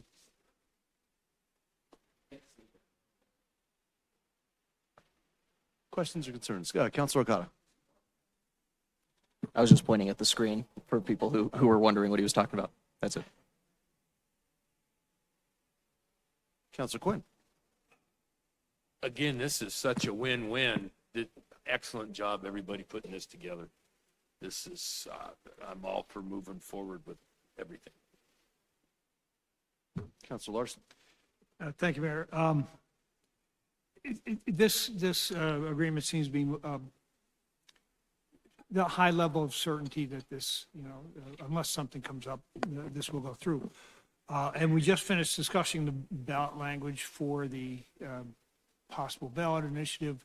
And one of the things on there says, should the city approve purchase of Wilmore Davis? So would we want to make any change there? To the ballot question? Yeah. Yeah, and that, I think Councilmember Hotein mentioned that when we come back next week. A lot of these projects were in different iterations of negotiations and process, and the schools are definitely there. It may not need to be on the ballot if we think it helps sell the ballot question. It may be on there, and the money could be used for development of the parks. The money we have right now is enough for acquisition, but not future development. Mayor Pro Tem Holteen. And I've said this before, just as the council member whose district this is alongside Councilmember Ohm, I mean, this is just deeply aligns with what our constituents would like to see there. Everyone we've talked to at our Engage Wheat Ridge that we presented this to is just, absolutely delighted. And I just appreciate that we are going to go ahead and include a community meeting, even though it's not necessary. It's just really appreciated. People want to be informed, and they have a lot of questions still, but I will just say from our constituents, we've heard nothing but just enthusiastic support, and the financial aspects, a bonus win as well, but the actual use and allocation is fantastic. So thank you. Mr. Dahl, did you have any? Mr. Dahl worked with Lauren on drafting these agreements, as always, and I don't know if you have anything to add. No, two things, maybe. It's a simultaneous transaction. So, sort of the house of cards routine, if both transactions have to happen or neither of them do, but really they rely on the same due diligence materials, right, in terms of title and whatnot. It's the same property. So when I worked with Lauren to put these two together, we found we drafted the first one with the school district and then evolved one with Spectra. With Spectra, of course, it's more of an arm's length transaction. They're buying it for a specific purpose, subject to financing and the kinds of things that a commercial buyer would require to be subject to. The transaction from the school district to the city of the entirety is between two governmental entities, and it was easier to draft. The second thing I would mention is the importance of a right of first refusal agreement with Spectra, because if they buy it and then decide X years later that they're no longer in the business of education and they want to dispose of the property for some other purpose, that would run contrary to what the constituents in that district would be expecting. And so I've prepared a draft right of first refusal agreement that Spectra will have to sign to make sure that it stays that way. Usually you can get those approved by the buyer because the buyer doesn't have any immediate plans, and the right of first refusal agreement insulates them from risk. If they do want to dispose of the property, we get to buy it first. And so usually you can inspire them to sign it, but that will be an important protection that we'll make sure we have. Other than that, I'm happy to answer questions on the drafts. Thank you, Mr. Dahl. Any other questions or comments? All right, seeing none, do we have consensus to move forward with the recommendations in the staff memo? We do. Awesome, thank you. Anything else, Mr. Goff? No agenda items. I have one quick staff report, and then, Go for it. Want to go for it? Yeah, just a real quick budget update. This is the 26 mid-year budget update, which city charter requires that I provide. You'll get a hard copy of this in the next day or two, but overall, the city's financial position remains stable. Our general fund revenues are essentially on target as expected, coming in at 99% of what we budgeted, so a little bit lower. Overall, revenues are tracking close to projections. There are some notable differences. Sales tax continues to perform well. It's slightly above expectations. We're about 3.3% higher than last year at this time, which is great. Use taxes are significantly below projections. That's really due to the timing of projects. We believe last year, a lot of building permits were pulled early in the year. We are still holding out for the Aura, I think is how they call it, project for the American Motel site. Once that comes in, we believe that should come in at the end of this year, that we will meet our projections on use tax revenues. Grant revenues are well ahead as well. Our safety camera revenues are increasing. They're a little bit below what we expected, I think mainly because of a lot of people aren't paying their tickets, and we haven't started collections yet, and some of the cameras have not been activated as well. On the expenditure side, we're pretty far down. We're about $4.5 million below what we expected to spend this year. I think a lot of that was because of the non-winter we had. So we spent a lot less on diesel fuel and salt and mag chloride and those types of things. So our expenditures are way down, which is great. Comparing this year to the same period in 25, our overall general fund revenues are down about 1.1%. But again, I think once those use tax collections come in, I think we'll be fine. We are, as you know, our fund balance policy is to maintain we target 25%. We are expecting probably to have a 23% fund balance at the end of the year, so higher than our minimum, but a little bit lower than target, so in a good spot there as well. So we'll continue to watch and monitor revenues and expenditures, of course, the rest of the year as we bring you the 2027 budget. So thank you. That's all I got. Thank you, Mr. Goff. We'll go to elected officials. Well, and we didn't have city attorneys. Okay. We'll go to elected officials reports, and we will start in District 4. Councilor Okada. Thank you, Mayor. Just wanted to say thank you to the staff, to you, the mayor, to Mayor Pro Tem, to my co-counselors for all of that work that went into, that's not quite done even, Engage Wheat Ridge Month. What a fun month. What a bounty of great conversations, of wonderful disagreement, of really challenging conversations with folks in the community. If I was naive to how much effort and how much extra oomph that took, especially from staff, I would want it to be every single month. But that was just a ton of fun. A special thank you to the District 4 residents who showed up to our our District 4 meetings, either in extreme heat or during kind of like the end of a timing day where I think people were starting to wind down a little bit too. And I guess extreme heat across the board. Thanks everybody for dealing with that. That's really everything for me. Thank you. Councilor Larson. Thank you, Mayor. This last Thursday, I had an opportunity to do a police ride along. I haven't done one of those in about a year and a half, and I thought I was overdue. And this morning, with our Sergeant Gross, gave me a tour of the new Police Incident Command Center. This is a mobile emergency response vehicle that the city has recently acquired.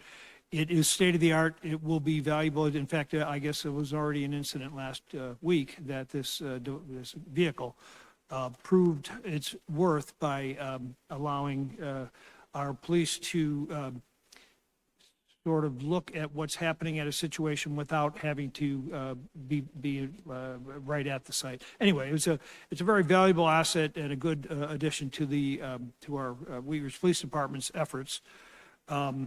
We had a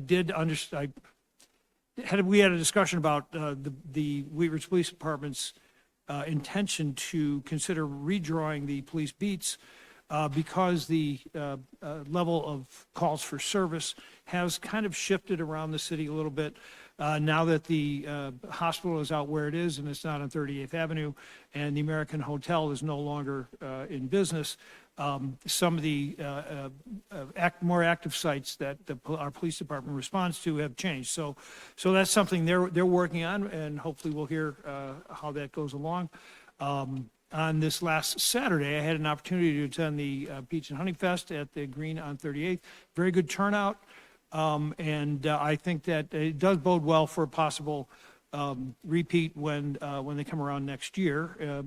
And I also have a request to staff here to see if something that I had a discussion, we mentioned Kiwanis earlier, and there's also the Dominic Breton Business Awards that the city will be working on. That I remember one of the coffees I had with Dominic back a little while ago, where we talked about some of the things that that would be nice to have, and I guess this kind of falls in that category. When you drive into just about any city anywhere in the United States, usually on the city line as you get into town, there's a sign that says, these are the service organizations that operate in our city: the Kiwanis, the Optimists, the Rotary, and some of the other groups. And I would like to think that in Wheat Ridge, we could put one or two of these signs up, possibly on Kipling, right across from the one that when you enter into Arvada, it says, these are all the service organizations that operate in Arvada. I think, and again, I think only because, well, mostly because this was a request directly from Dominic when we talked about some of the things that Wheat Ridge could be doing. And I thought it was just a good idea, and I thought tonight would be an appropriate time to bring that up. And that, Mr. Mayor, is all I have for right now. Thanks. Thank you, Counselor. We'll go on to District 3. Counselor Wood. I have to say, July has been quite a month, and with a lot of meetings and a lot of learning opportunities. This past week, and I won't steal all the thunder, Councilmember Quinn and I had our second District 3 meeting on Saturday morning. Mayor Stites was there, which was wonderful. Councilmember Okada, Councilmember Larson was there as well. And we had a small but mighty group, and I thought that we had a good group, and we got some good feedback and a really good time. We had a meeting earlier in the month that similarly also went well. A few more people, it was maybe better attended, and a more diversity of opinion. But in both cases, I think we learned a lot. And I will say, for someone who still considers herself a fairly new council member, this month presented opportunities all the way around to learn a lot. I attended 2 trail walks on Clear Creek with Mayor Pro Tem Hulteen and Mayor Stites. We had great people that came along on those. Again, great feedback, good learning opportunity. The 101 meeting that the mayor had last week was also very educational in that we had a great tour of the police department, and I learned more than I ever knew that I needed to learn about the work that our police department does and how they do it, and the accommodations that they have. In addition to that, I was able to attend Dr. Cog meeting 2 weeks ago. Mayor Pro Tem Hulteen is our representative, and I was really pleased to be able to attend as the alternate and learned a lot from that. So it's really been a great month. I do have to echo what Councilmember Okada said as well. Thank you to all of our residents who came to the Engage Wheat Ridge meetings. They made the meetings. Without them, we wouldn't have a meeting. So it's for them to take the time and show how much the city means to them is really helpful to us. So it's Engaged Wheat Ridge. I think it's been a great success. Thank you. Counselor Quinn. Thank you, Mr. Mayor. Ditto to my co-counselor, Ms. Wood, on our District 4 meeting. I won't beat a dead horse on that anymore. I also attended the District 4 meeting at Prospect Park, where I embarrassed myself when a bee attacked me relentlessly, and my apologies to the pastor at the Lutheran Church on 44th and Kipling. My language was a little colorful when I was attacked. That was a great meeting. You guys did a great job. I was also attended the Whirlwind things I just wrote down, the Ives groundbreaking Friday, I believe it was. That was a good time. I was tempted to jump in one of their excavators and break a lot of ground, but I didn't. Had the Parks and Rec tour with the Parks and Rec Commission. The B&B Connection are awesome. Benny and Brandon, awesome people. They did a great job. And I also Wednesday attended the my first Optimist Club. It was great. The glass is half full. During that meeting, they had a Jeffcom dispatch representative there, and they were talked about a program you can get on Smart 911 that when you register and put some information into that program, it will allow emergency services to know if you have any pets in the house, if you have a door lock code, what that is, if you have any special requirements, you're on oxygen or medications or anything of that nature. So it gives the first responders a heads up before they get to you to try to help prepare to help with your whatever's going on. And that's all I had to report, Mr. Mayor. Thank you.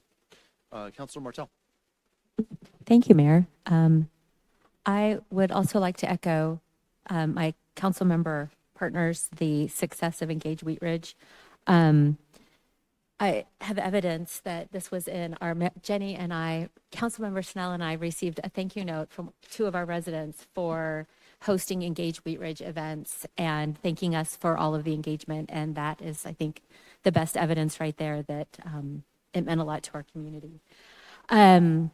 Just a little recap of District 1 engagement. We had 4 of 5 events. Our last event we ended up canceling because of the heat and air quality index alerts. So we were a little disappointed to not be able to have that last event, but we were able to give Brandon the afternoon off.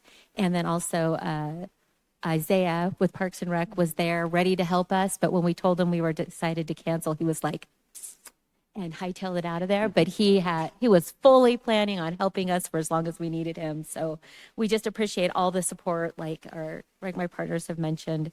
I do want to call out one of our events was at Sweet Ridge Studios, and we talked a lot about our 6 priorities. We had some really great discussion. We had a couple business owners, we had community members, we had members of different boards and commissions there, and we did an activity where we talked about what we loved about Wheat Ridge, and then we each made Shrinky Dinks inspired by what we loved about Wheat Ridge. And one gentleman used a blank Shrinky Dink sheet and drew an outline of the city of Wheat Ridge with the 4 district lines, and then drew over it Sweet Ridge in different colors representing the districts, and made his own little Wheat Ridge map, Shrinky Dink. That was amazing. And I made a very poorly designed copy of our city logo, but it was a lot of fun. So I think it was a great success, and thank you for all your work. I did mention earlier I will not be here next week. I am disappointed because I know it's going to be an important meeting, and I will do my best to participate from afar, but I will be with my family celebrating a 60th and a 90th birthday. So it's an important trip. I do also want to remind everyone, I know I've talked about this a couple times, but at the Clear Creek Makerspace, we are in the last week of a 6-week Math and Make program. I have spent the last week, all of last week and this week, teaching high school kids welding, and wow, I thought I appreciated teachers before this experience, and now give them everything they want. But it has been an amazing program. The students are making amazing things. They're doing really great projects. They're learning not only skills, but they're learning about respect and partnership and leaving spaces better than they find them, and how to take concepts and apply them into the world. And I've just seen some really great personalities really come out as people are getting confident on machines. It's been a great experience. They are having a final presentation on Friday at 5 at the Makerspace. I wish I could be there, but I ask any of you to please come. I sent an invitation to council and Mayor Stites. I told them that I invited city council, and they were like amazed that if anyone would be interested. So if anyone can make it, please go. It's going to be amazing. 5 o'clock on Friday. That's it. Thank you. Thank you. Counselor Snow. Thank you, Mayor. And I am also just want to echo everyone's sentiments about Engage Wheat Ridge. This was a really fun month. It was a lot of work, but it was really fun work. And to kind of echo what Councilor Martell said specifically, we had folks that came. We had different folks at each of our events, but we had a small group of folks that came to every event that we had. And that says a lot about just the level of engagement and how much folks care about where they live and care about engaging with us and with the city at large. And so I was really grateful to have that time. But I want to just say a special thank you to staff for all of the work that you put into this, because your schedules are already so full. And then for me to email Kent and say, hey, can you drop by our coffee? You know, and he's probably got a calendar that's like several pages just for the one day. And he made time to come to our coffee event and answered some great questions, great discussion. Alex Rose was at several of our events. Oh, Kent was actually mentioned in the thank you note. Even more. It was really impactful.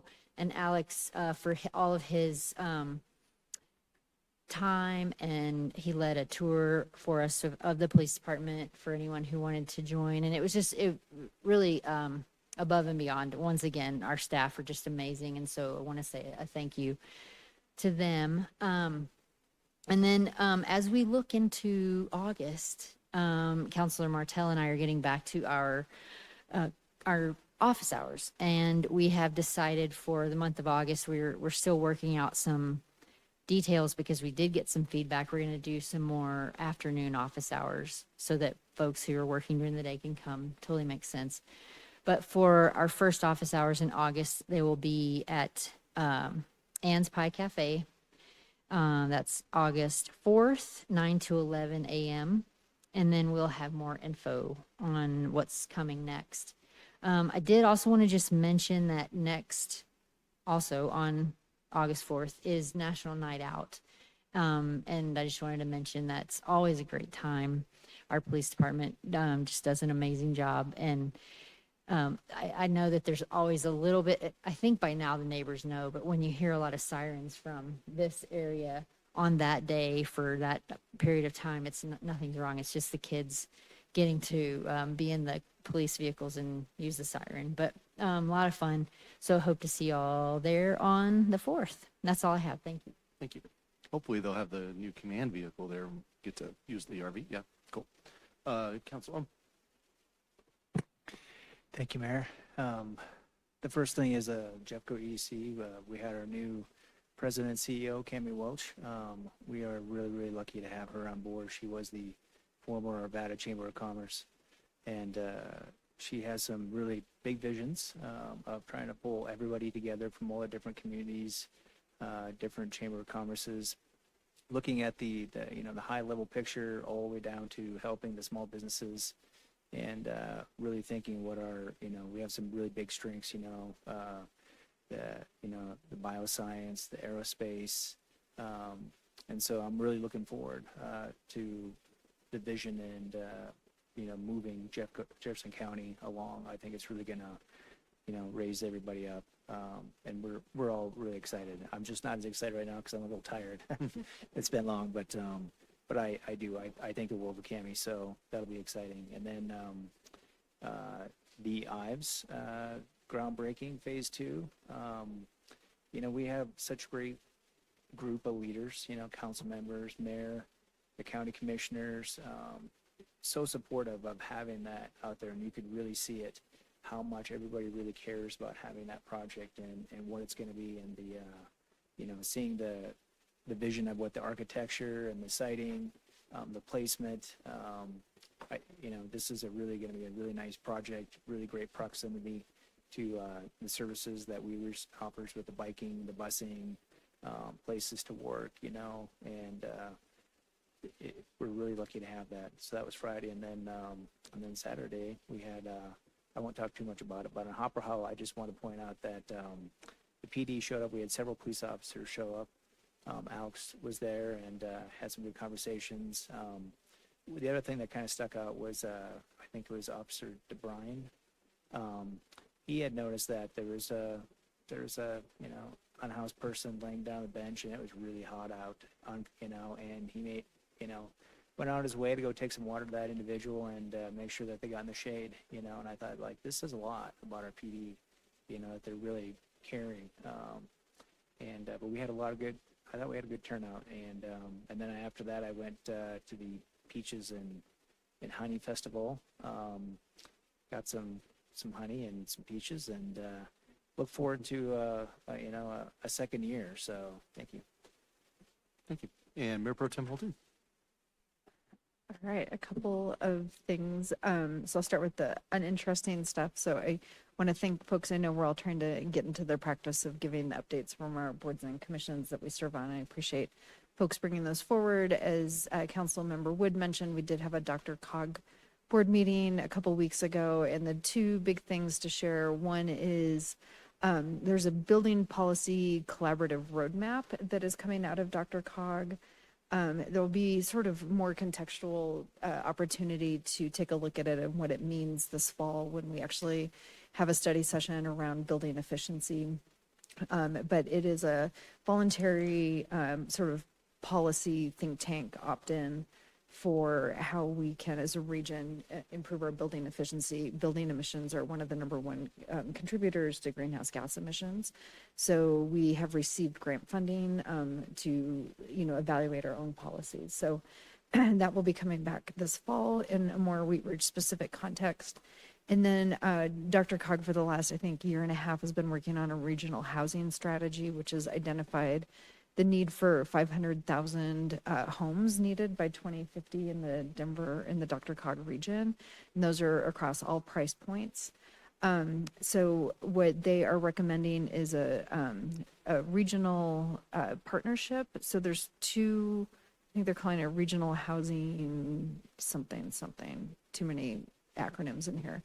But there's going to be sort of a regional partnership that's more high level ideas exchange so that we have better access to, understanding what are like the things that are working regionally so that we're not operating in silos as much. And then they're looking at standing up sub-regional collaboratives that would actually look at better sharing resources and agreements like within subregions.